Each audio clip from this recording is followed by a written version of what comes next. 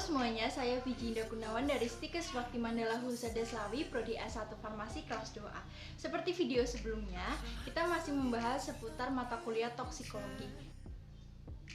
Namun kali ini kita akan membahas bab selanjutnya, yaitu toksikokinetik, dan diakhiri dengan review jurnal. Mari kita simak yuk! Definisi toksikokinetik ialah ilmu yang mempelajari pengaruh tubuh terhadap zat toksik. Toksikokinetik mempelajari bagaimana zat xenobiotik masuk dalam tubuh dan apa yang akan terjadi terhadap zat tersebut dalam tubuh. Xenobiotik berasal dari kata xeno yang berarti asing.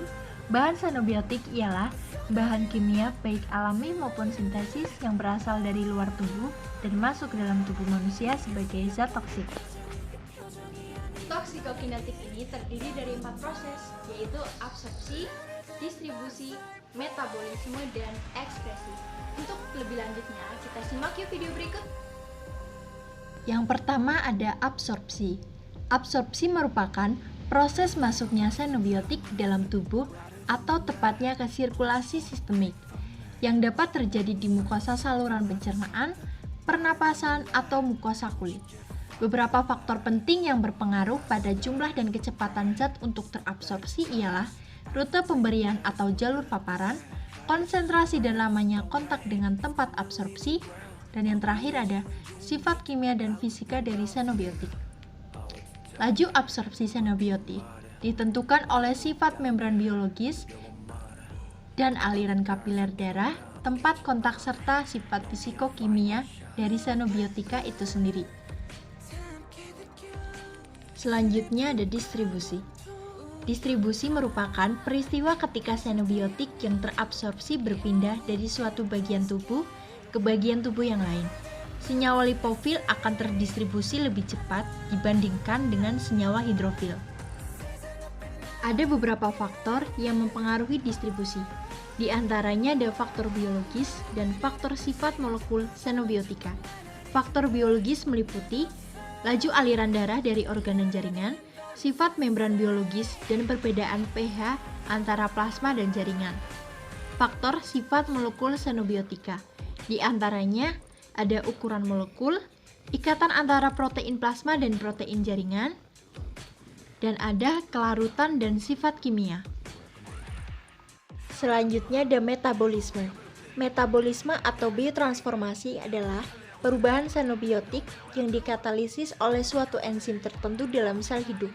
Xenobiotika yang masuk ke dalam tubuh manusia akan diperlakukan oleh sistem enzim tubuh, sehingga senyawa tersebut akan mengalami perubahan struktur kimia dan pada akhirnya dapat dieskresi dari dalam tubuh. Biotransformasi atau metabolisme pada umumnya berlangsung di hati dan sebagian kecil di organ-organ lain seperti ginjal, paru-paru, saluran pencernaan, kelenjar mamai, otot, kulit, atau di dalam darah. Fase dalam metabolisme terbagi menjadi 2 fase. Fase yang pertama yaitu reaksi fungsionalisasi dan fase yang kedua adalah reaksi konjugasi. Faktor-faktor yang mempengaruhi metabolisme xenobiotika adalah genetik, induksi enzim, penyakit hati, dan umur. Ekskresi. Ekskresi adalah pengeluaran xenobiotik atau metabolitnya dari tubuh. Setelah diabsorpsi dan didistribusikan di dalam sel tubuh, xenobiotika atau xenobiotik dapat dikeluarkan dengan cepat atau lambat. Xenobiotika dikeluarkan baik dalam bentuk asalnya maupun sebagai metabolitnya. Jalur ekskresi utama adalah melalui ginjal bersama urin, tetapi hati dan paru-paru juga merupakan alat ekskresi penting bagi xenobiotik tertentu. Di samping itu, ada juga jalur ekskresi lainnya yang kurang penting seperti kelenjar keringat, kelenjar ludah, dan kelenjar mamai. Selanjutnya kita review jurnal. Jurnal yang akan kita review kali ini berjudul Bioakumulasi Ion Tembaga pada ikan nila Orechromis niloticus di instalasi pengolahan air limbah IPAL Bantul.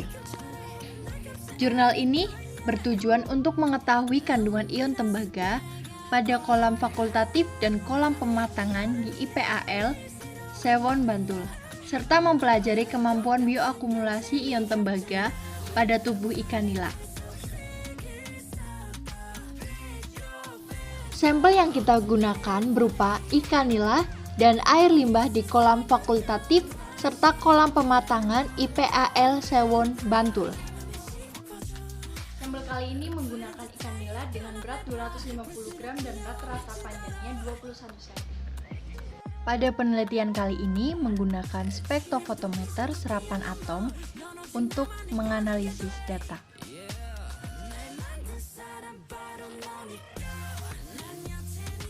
Mula-mula dilakukan peletakan dan pengambilan organisme uji. Kemudian dilakukan pengukuran kandungan tembaga pada sampel, dan yang terakhir dilakukan analisis data. Kandungan ion tembaga pada kolam fakultatif dan pematangan telah diukur dengan menggunakan spektrofotometer serapan atom. Hasil penelitian menunjukkan bahwa kandungan ion tembaga di kolam fakultatif dari minggu ke-0 sampai ke-2 berkisar antara 0,076 sampai 0,088 mg per liter. Sedangkan di kolam pematangan berkisar antara 0,024 sampai 0,030 mg per liter. Nilai ini masih di ambang standar baku mutu di lingkungan perairan golongan D sesuai PP nomor 20 tahun 1990 sebesar 0,2 mg per liter. Lingkungan perairan golongan D adalah perairan yang dapat digunakan untuk keperluan pertanian dan dapat dimanfaatkan untuk usaha perkotaan, industri, pembangkit listrik, tenaga air. Berdasarkan data tabel kedua, diketahui bahwa pH pada kolam fakultatif dari minggu ke-0 sampai minggu ke-2 mengalami penurunan. Kandungan logam pada kolam fakultatif berdasarkan tabel pertama mengalami kenaikan, walaupun tak signifikan. Hal ini menunjukkan bahwa penurunan pH dapat menyebabkan kelarutan ion tembaga semakin besar dan tidak mengendap sehingga kadar logam di air limbah semakin besar. Pada kolam pematangan juga mengalami penurunan pH dari minggu ke-0 sampai ke-2, tetapi kandungan logam pada kolam pematangan cenderung berfluktuatif. Berdasarkan tabel ketiga, dapat diketahui urutan jumlah akumulasi ion tembaga Cu dari besar ke kecil pada setiap minggunya berturut-turut, yaitu hati, insang, dan otot. Kandungan ion tembaga pada organ hati ikan nila baik pada kolam fakultatif maupun kolam pematangan berbeda-beda secara signifikan dengan organ insang dan otot, kecuali pada minggu kedua, ion Cu pada hati ikan nila yang ada di kolam fakultatif tidak berbeda secara signifikan dengan insang dan otot. Hal ini menunjukkan bahwa kemampuan tiap organ dalam mengakumulasi ion tembaga berbeda. Kandungan ion tembaga Cu yang paling besar terdapat di hati karena hati merupakan organ yang paling penting dalam metabolisme dan detoksifikasi pada tubuh ikan. Pada hati terdapat metal binding protein atau metalothionin. Metalothionin ini akan mengikat ion Cu untuk proses detoksifikasi. Dari tabel ketiga juga diketahui bahwa insang masih terdapat ion Cu, walaupun konsentrasinya tidak sebesar konsentrasi ion Cu pada hati. Insang merupakan alat pernapasan yang mengatur keluar masuknya air pada tubuh ikan. Dengan kata lain, insang merupakan organ yang pertama terpapar oleh logam berat yang terkandung dalam perairan selain kulit.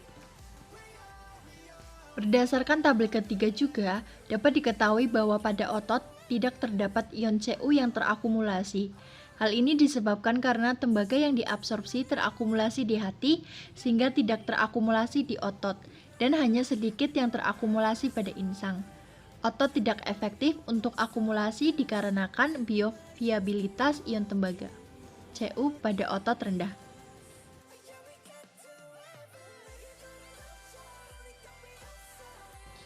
Thank you semua.